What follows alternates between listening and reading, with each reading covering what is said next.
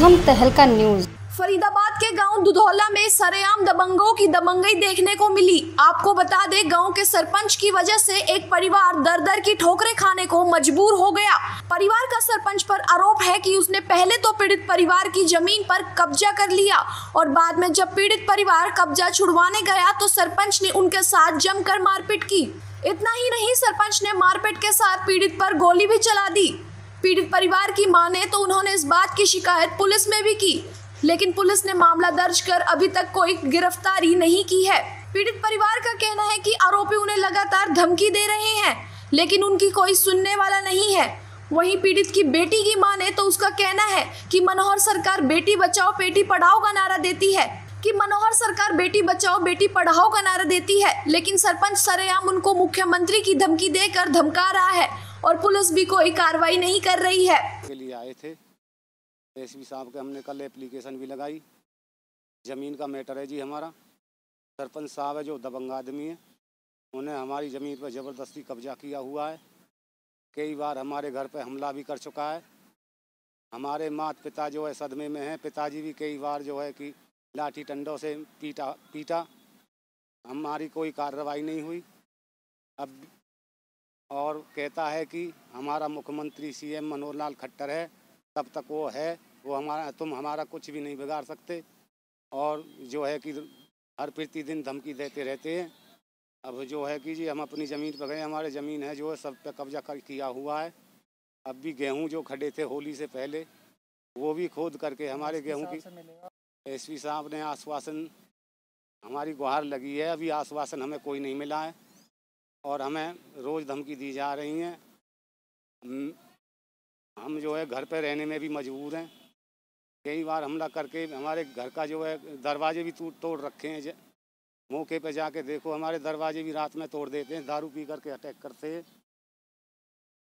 और मतलब जो हमारा परिवार सभी सदमे में है। हमारी आगे कोई कार्रवाई नहीं हुई।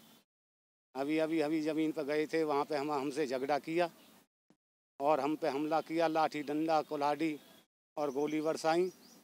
उसके बावजूद भी कोई प्रशासन ने हमारी तरफ कोई कार्रवाई नहीं की। अगर प्रशासन हमारी कोई सुनवाई नहीं करेगा तो आंदोलन करेंगे, अनशन करेंगे, धरने पे बैठेंगे। हमारी ज़मीन दुधौला के सरपंच सुंदर ने हड़प रखी है।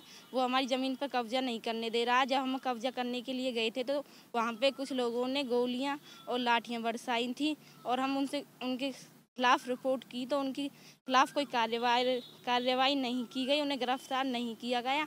वो कहते हैं कि हमारा मनोहर लाल खट्टर मुख्यमंत्री है, जब तक आप हमारा कुछ भी नहीं कर सकते।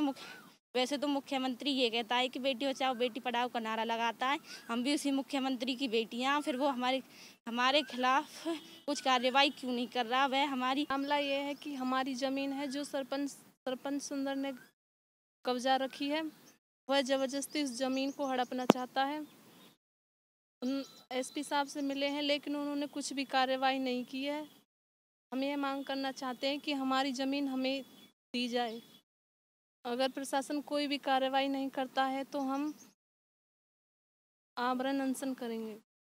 वहीं जब इस संबंध में थाना प्रभारी जमशेद से बात की गई तो उन्होंने बताया सरपंच और उसके साथियों के खिलाफ मामला दर्ज कर पुलिस ने कार्रवाई शुरू कर दी है।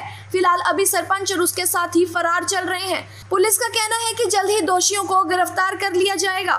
ये हमारे पास 25/6/2020 को अनूप रावत है, सनो महावीर सिंह, ये नियर बंसल होम पलोल का रहने वाला है।